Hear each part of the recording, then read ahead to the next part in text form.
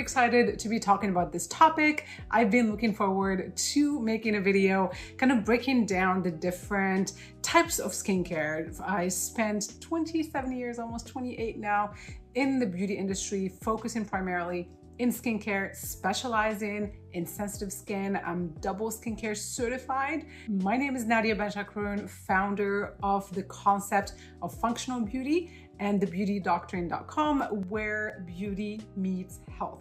That's where you get to learn about how to get your very best skin without interventions. So throughout my career, I've spent thousands upon thousands of hours on department store floors, at Sephora, Ulta, you name it. I've traveled, I was head of global education, I was VP of sales, I worked in corporate offices. I've done it all when it comes to the beauty industry. And before I decided to become the consumer's guide, that way you get the real scoop, not the stuff that is put together by marketing teams. And yes, a lot of it is actually marketing. Most of what you think you know about skincare, most of what I knew for a long time, it was determined by marketing. So I want you to put that critical hat on and let's get straight into the facts. Let's start with French skincare brands. I think it's a good place to start. It makes sense because so many of the skincare and beauty brands out there, if you walk into any department stores in the US and across the globe, you're gonna see that it's dominated by French brands. And so if you're thinking Lancôme, L'Occitane, Caudalie, La Prairie, of course, brands that are made by big fashion houses like Chanel, Dior, you get the point. So in my experience, the first focus I've seen, from French brands, it's really on luxury more than anything. So the formulation, the results are secondary. So you are sold generally on the packaging, on the fragrance, on the sensorial experience. Everything has to be really light and beautiful. And there's nothing wrong with that, except light, luxurious, beautiful, smells good, all comes with a cost. So there's always a trade-off. So I want to break down what that means when it comes to skincare. If you want to make a product that smells great, you have two options.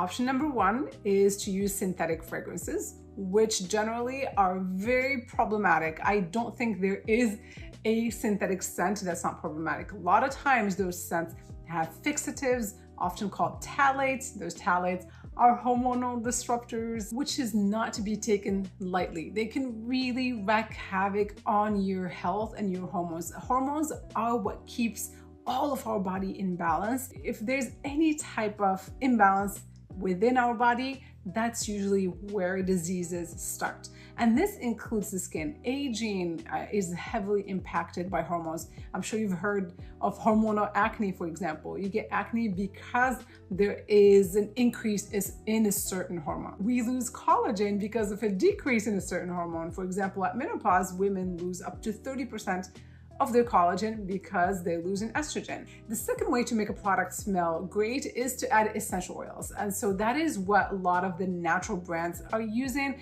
as a substitute to hormonal disrupting fragrances. However, many of them are missing the mark because, again, there's so much focus on the formula. They're like, how do we make this moisturizer or serum or cleanser smell good, right? We want it to be sensorial because consumers are really used to that experience. They're, and I've seen this myself, having worked in beauty departments my entire adult life. The first thing that consumers do when you hand them a moisturizer, for example, they open it and smell it. And so there's that expectation that the product has to smell back to natural scents. And so the issue with essential oils is that a lot of them are very volatile. They're active, they're powerful. And I want you to stop thinking about powerful as something that's going to deliver good skin, because that's another word that's being used so much in the cosmetic industry. It's like 10 times more powerful than this, or like the most powerful formula, or no, we don't need powerful anything to take care of skin. We actually need the opposite. We need gentle formulations to take care of skin.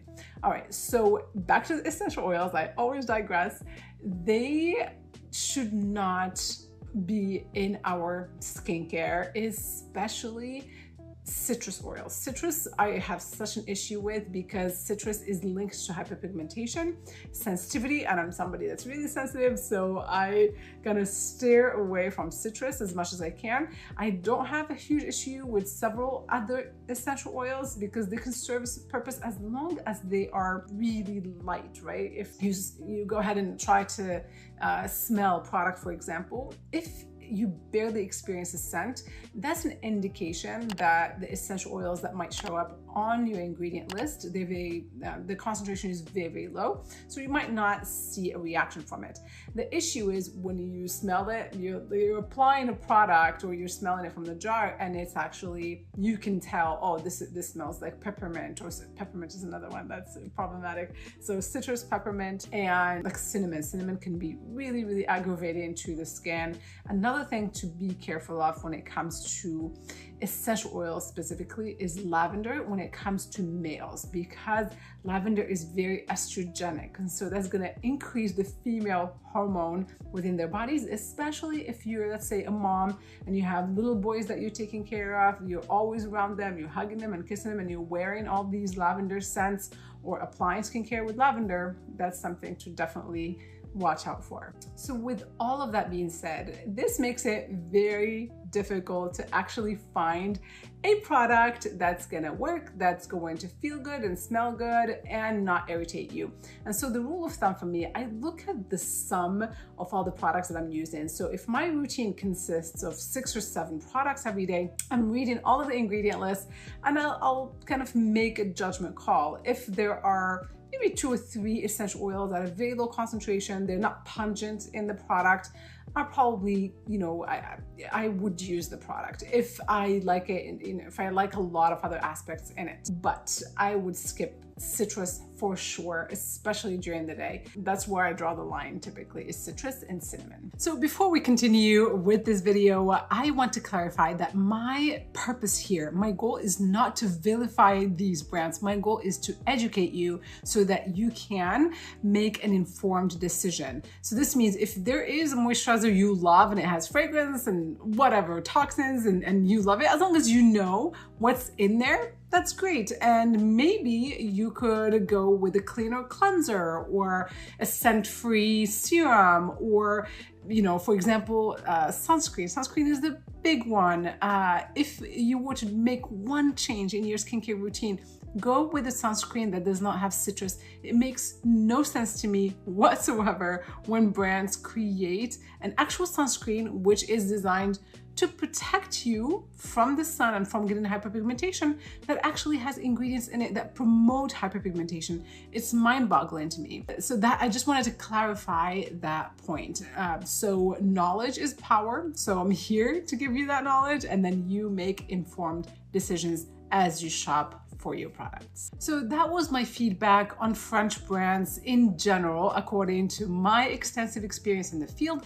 If you know of a French skincare brand, obviously the market is saturated right now. It's so hard to keep up with everything. So if you know of one that you love, that works for you, and maybe is fragrance-free, please share with us. That's what this channel is all about. It's about education, and there's no better education than from your own personal stories. It's your experience, it's what worked and what didn't. And so I would love to create that community that's really engaged, where we're all learning from each other. All right, so now we're gonna get to American skincare, and we'll finish with Korean, because Korean gets so much hype.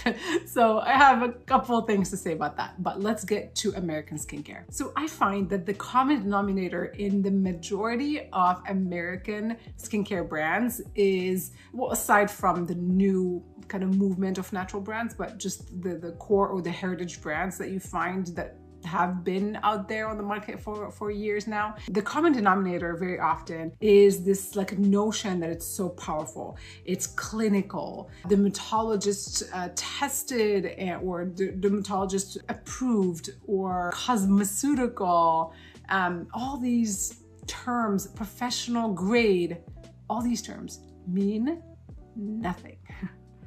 I will repeat, all these terms mean nothing. And so when you see a medical grade product, unless it's prescription, I mean, the only prescription would be certain vitamin A's like tretinoin.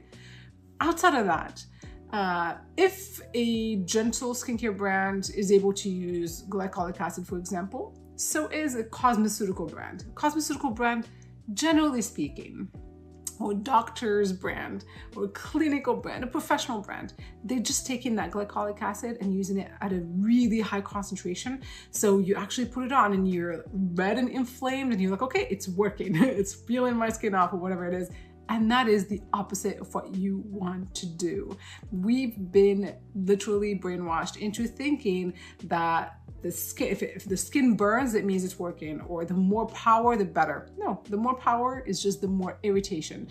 I mean, the most you could achieve with very powerful skincare is typically more exfoliation. You just get different levels of peeling in the skin. And so when you're peeling the skin, if this is the wrinkle, you'll see less of that depth.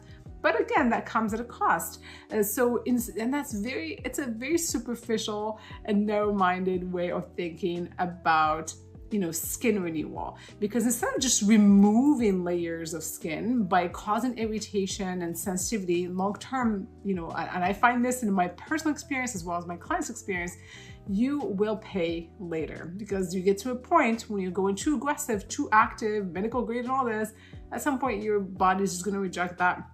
It's too much for the skin. You've stripped your skin of those natural oils.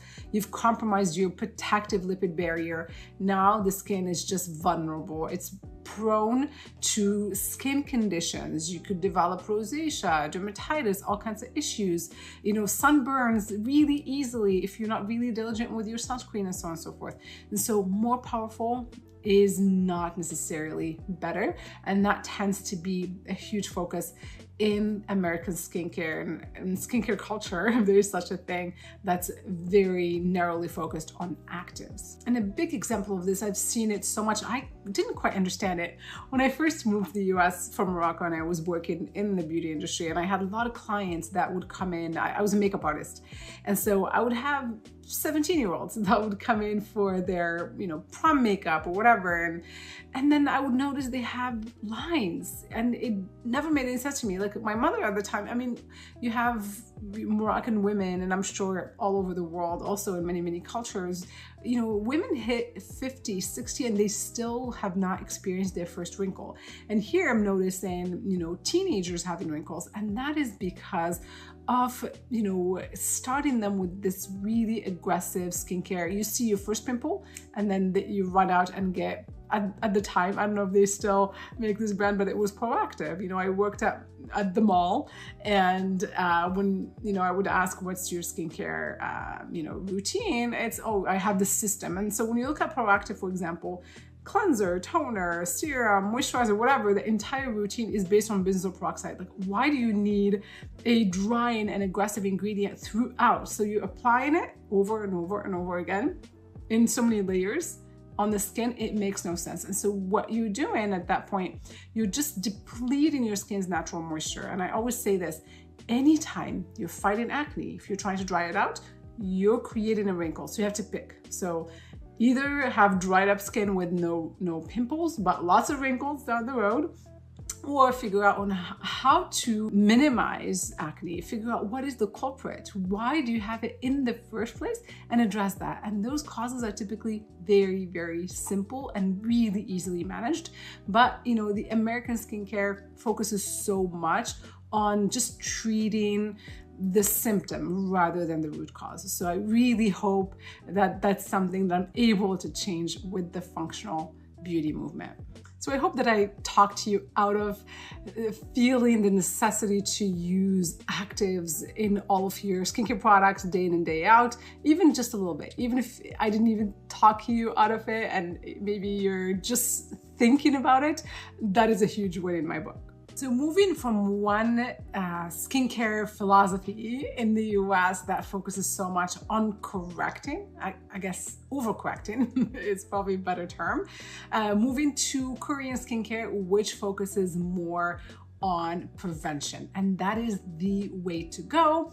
Except again, because it's a commercial environment, brands are out there to make profit. So what we tend to see in the Korean skincare culture is that skincare companies are taking all the credit for why Korean women have amazing skin. That is not why Korean women have amazing skin. It's not because of Korean skincare. It's because of the Korean culture. It's because of the focus on prevention, on gentle formulations. There are hardly any exfoliants and scrubs and all these aggressive things. And there is a phenomenal diet that's rich in probiotics naturally, prebiotics, collagen. I mean, collagen is part of a daily diet. When you consume fish with the bones and the skin and all these broths that are really healthy and hydrating. And so there are so many different aspects just in Korean culture that automatically amount to great skin, because those are the day in and day out habits that really create health and create that glow. And then there's the fact that the focus actually on prevention. So sunscreen is applied to little children. So, before heading to school, you gotta wear your sunscreen. That's just part of the culture. And prevention is the very best way to have good skin. And so you're not causing so much destruction in the first place. Like I was saying earlier, here in the US, there is a lot of just aggressive ingredients. When you get a blemish, you automatically just want to remove the blemish and you zoom in. You want to just focus on that. And you're punishing the whole face with the one blemish. So no need to change your entire skincare routine and start scrubbing and peeling and things like that because you have one blemish. Your entire face is being negatively affected. So you get the point. I think I've talked enough about that. Back to Korean skincare. Korean skincare culture does not focus so much on correcting that one blemish. It's about harmony, it's about balance, and again, it's about prevention. So that is why a lot of Korean women have phenomenal skin and glass skin. It's those variables together. So common ingredients that you see in Korean skincare is fermented formulations. You see ginseng, you see aloe vera, centella asiatica, tea. So all these things are really high in antioxidants and have soothing properties that complement the skin, soothe it, hydrate it, and so on and so forth. Now, where kind of the miss is with Korean skincare, especially in the last 5-6 years, when there was a rise of really kind of capitalizing the beauty of Korean women's skin. So a lot of these brands started saying you need the 10-step routine, the 20-step routine. You need 5 different lotions, and you see all these influencers just patting all of these toners on.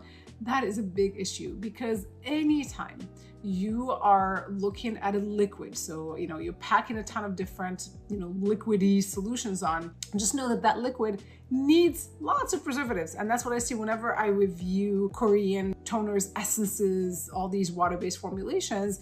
You'll see water or like fermented tea, for example, and then second ingredient is going to be a really powerful preservative, because water needs a certain amount of preservatives to protect the formula from growing mold. And that's where the issue comes, because you're applying that on your skin every day in so many different layers.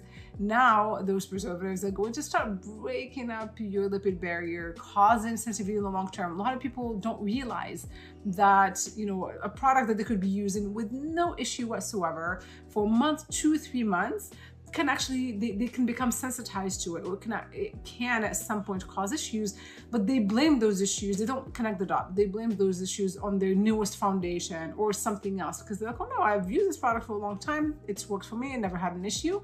And so, and most of us use multiple products, not quite realize that it is that accumulation of all of those water-based formulations that are very high in preservatives that are causing an issue for the skin.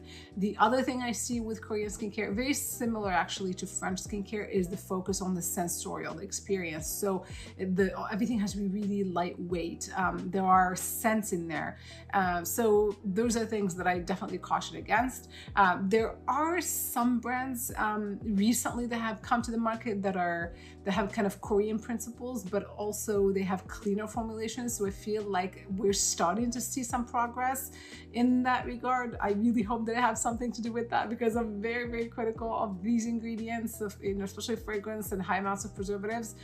So hopefully the beauty industry starts changing and taking skin health and compatibility of skincare with human skin, which was not really a focus for many years. The focus has always been beautiful formulations, as if we're looking at like a piece of jewelry or even makeup. Those are different. I mean, there are certain things that you'd want to be beautiful, stunning, whatever, but skincare, the primary function, it should be for it to be compatible with human skin. You should be able to tolerate it for the long term, and it should be able to work for you. And then the scent and the sensorial and that lightweight texture, all those things should be secondary to the function of that skincare and compatibility with your skin. So I'm very curious to hear from you what brands you're using.